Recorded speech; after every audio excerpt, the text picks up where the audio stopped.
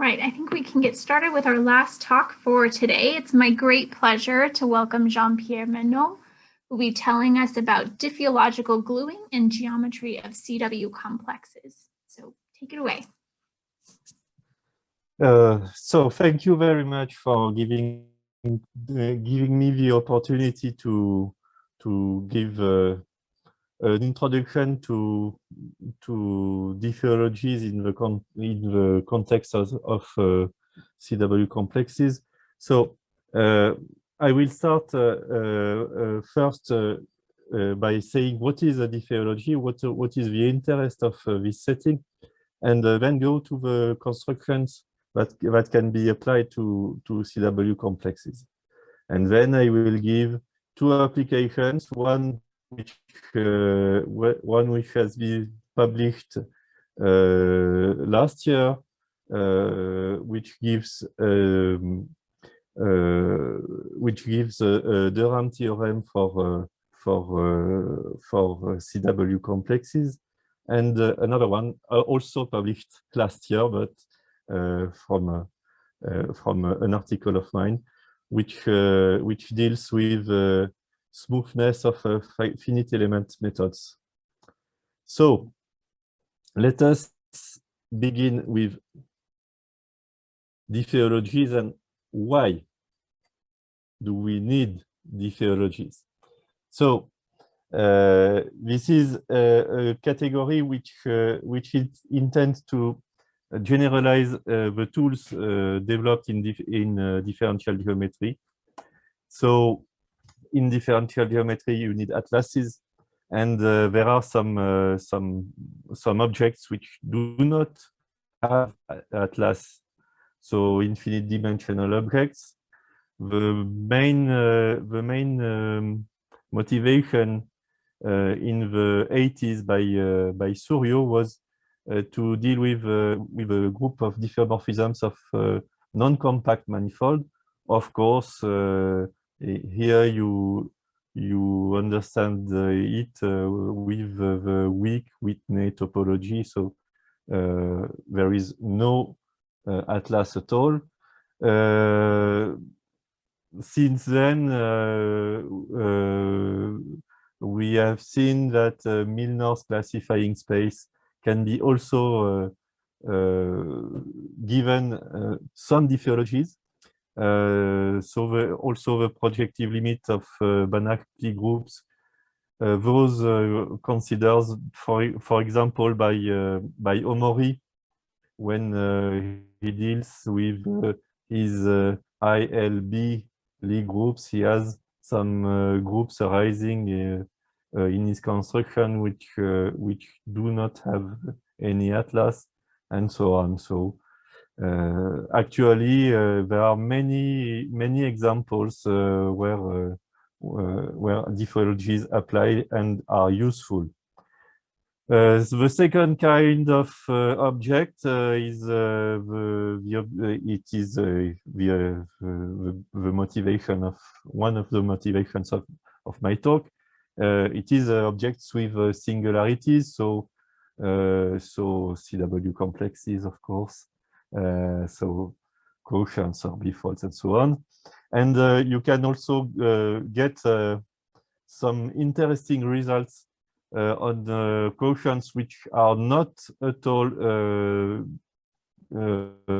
interesting for topologists in classical algebraic topology, such as the quotient of the set of real numbers by Q, and another example is the irrational torus, which has a much more rich structure in diffeologies than in topology. So with diffeologies, we can do many things.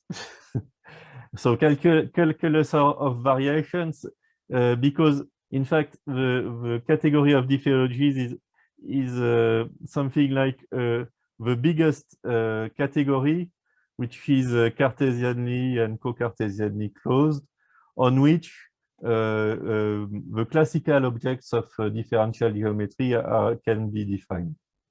So smooth maps, operations. I will talk about the Durham complex, but there are also symplectic forms and so on. So what is it? I hope that your interest is now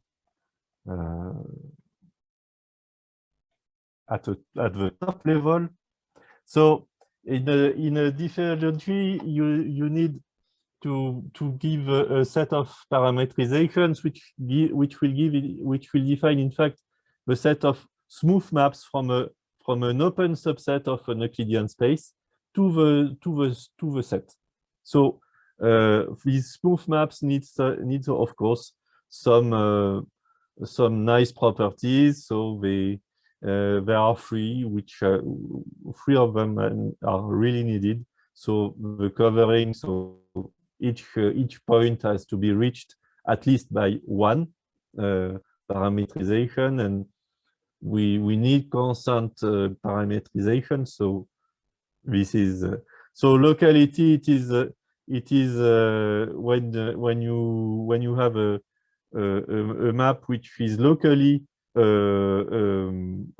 smooth parametrization, then it becomes itself a smooth parametrization. And smooth compatibility, it is by compatibility by composition on the right by a smooth map in the classical sense. So when you have such a set of smooth maps, it is called a diffeology, and the parametrizations are called plots. And when you want now to define a smooth map, then a smooth map between two diffeological spaces, then classically sends smooth maps to smooth maps. That's all. So I will need pullback diffeology. It is a very classical definition, as in the topological setting. A push forward diffeology, and more interesting, the diffeology on infinite Cartesian products. There is a topology on infinite Cartesian products, but here again there are some technical things that appear more nicely, let's say. So I will need to define explicitly a diffeology on simplexes, CW complexes, and so on. So I need to say how. The first way, the more general, is to get a set of parametrizations which you want to be smooth, and then you saturate it by the three properties you need. So so here is the first example, which is not really topology. Consider a smooth manifold, and then take only smooth maps from from an R K. So K is a fixed dimension here. It will give you a diffeology if you complete it by the three properties. But you can see that a smooth manifold can have many diffeologies, and they will all have the set of smooth maps from M to R. So the choice of the diffeology is not really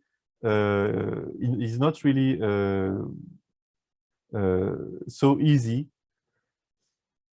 And for this, you need to have a more a more rigid way to define them. So second way, a set of functions from X to R that you want to be smooth. And then take the diffeology, the one-dimensional diffeology of R, defined from the first way, and take the pullbacks. With this, you can define a diffeology on functions from R to R, and you can also have what is called nebulae diffeology. So it is one of the first diffeologies which has been defined by Souriau also. And the third way, even more rigid, what is called Fröhlicher spaces. So we start from a set of parametrizations, then we make a set of smooth maps, and then come back. So this third way is, in fact, really useful when you need to have enough smooth maps starting from X. In the case of the irrational torus, it is not a good way to think about diffeology because there are not enough smooth maps. So let us go to the historical development of the differential geometry of CW complexes. So it began by a South African thesis by Patrice Ntumba, who constructed some smooth structure. So at this time, there were three competing settings. One on Fröhlicher spaces. There was a big school in South Africa which was working with the Fröhlicher spaces, and Ntumba ignored the diffeology, so he made all his best with not Fröhlicher spaces, because Fröhlicher spaces do not go easily to quotients, but he took Sikorsky structures, which are weaker. So this work was not used and did not produce many advances during 10 years, and almost 10 years after, new persons and new people wanted to work with generalized geometry. So first, Christensen and Wu started to put diffeologies on simplexes, and the year after, two Japanese people made exactly the same constructions as Ntumba in the context of diffeologies. And then 1 year later, I showed that it was a Fröhlicher space, but it's a side result. All the merit comes to Ntumba, I think. So I will, of course, describe the procedure to define a diffeology on the disks, on the simplexes, and how to glue them. But I announced now the application. Two applications. An identification between the RAM cohomology and singular cohomology on these CW complexes with differential geometry, what Ntumba called DW complexes. And the second application, how to make smooth, and in what sense, the finite element method for function. So now the technical part. the diffeology of a simplex. So the simplex is embedded into an Euclidean space, and there is and consider only the plots of the diffeology of the Euclidean space, which image go to the simplex. So it is very simple. So, and here I mentioned I already mentioned the dimension. Just remember here the dimension that you take. You need to take this diffeology, the nebulae diffeology, in order to get a nice de Rham complex. I will say more later. So let us come back. When you look a little bit more about what plots are left in the simplex, they can be tangent at the border, or the Taylor expansion at the border must vanish. So it is very natural. This is the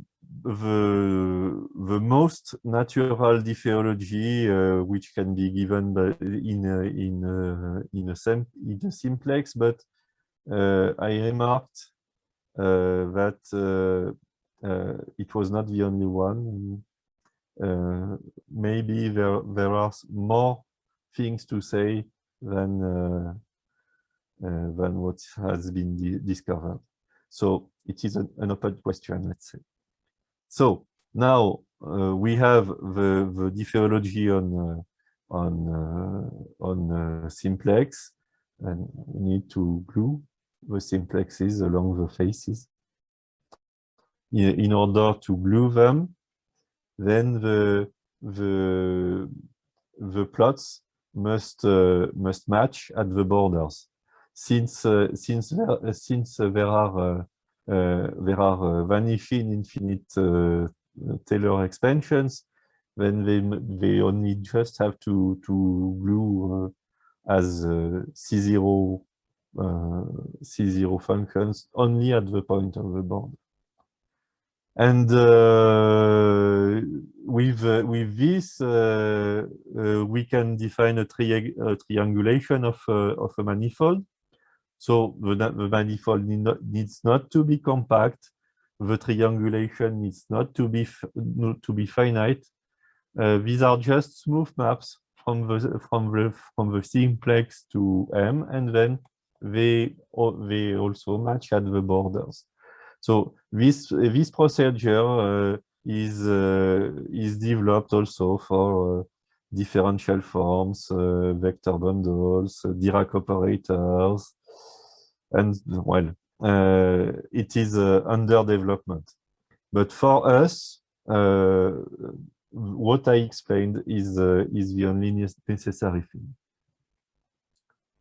So let us look a little bit more at the gluing. So consider a path starting from to simplex, and it arrives at the border. So here all the derivatives vanish, and and starting also in the second simplex, all the derivatives will vanish too. So it can start at every in any direction. But really,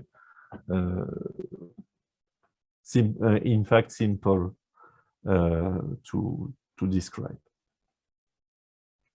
So now, with this diffeology, we can glue together, we can pass to the quotient. Of course, what I did, I forgot, sorry. What I did for the simplex, we can do it for the disks without any problem. So there is a long history about the comparison between Durham cohomology of a different of a diffeological space and its smooth singular cohomology. It is a big problem because there are many pathologies in diffeological spaces, as I mentioned before, and it was not sure that there was an isomorphism between these cohomology spaces. The history started with a paper by Patrick Iglesias Zemmour, who was a student of Souriau. In fact, Patrick made all his research work on diffeologies and published a book on it, actually the only book on diffeologies. So he tried to make a map from differential forms to cochains, singular cochains, and in fact he failed to show that it gave an isomorphism. So many trials have been performed, and last year the answer came in this paper. So let me say first how differential forms are described. You just take differential forms on the domains of plots, and then you take the push forward of these objects, and you assume that you have compatibility between two domains of plots. So, and with this you can define also Durham differential, exterior product, and so on. So you have a Durham complex, and you can define also the Durham cohomology classes. So once you said this, you can also describe singular homology, taking smooth maps from simplexes and so on. So the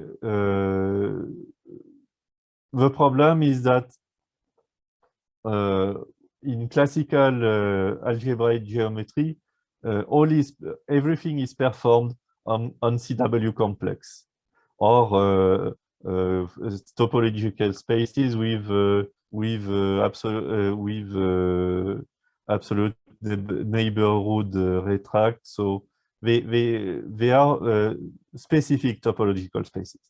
And here it is almost the same. That is, all the pathologies that we can get in the setting of diffeologies do not come in the category of DW complexes. And in the category of DW complexes, there is an isomorphism between the Durham complex and between the Durham cohomology and the singular cohomology. After there is a refinement, and modified Durham complex can be also identified up to cohomology with singular complex. So actually in nice objects, let's say, there is a way to identify these two cohomologies. This was the dream of many people in last century. Let's say, for example, the works of Whitney, when he he takes his Whitney maps and tries to make some things about it. It is, in fact, we can say now that it works rigorously.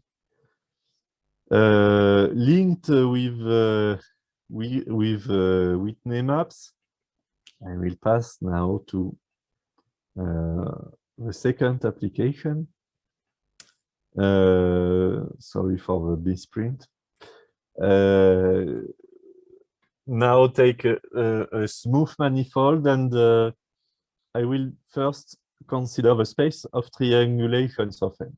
So remember that it is a collection of smooth maps from the n simplex to M, which has some compatibility condition at the border.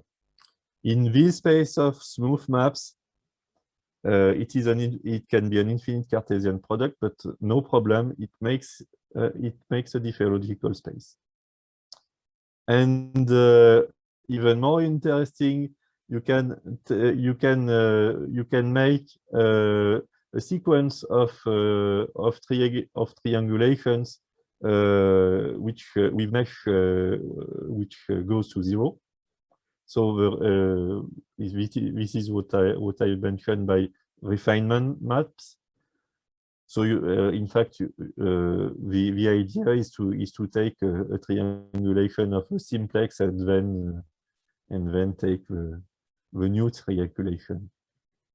So again, there are some technical problems at the border, and you need to fix how you cut at the border in order to have the new triangulation, but nothing really difficult. And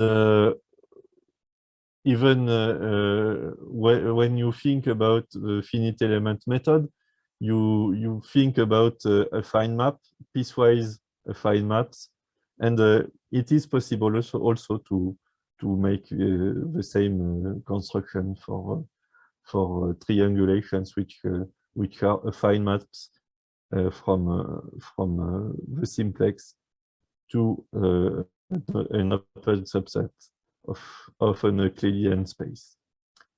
Now consider the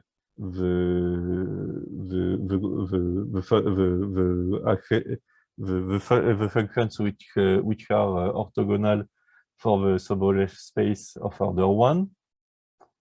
They are the base function for the finite element method. Then they depend smoothly on the triangulation. And they depend also smoothly on if you refine the triangulation. So it makes the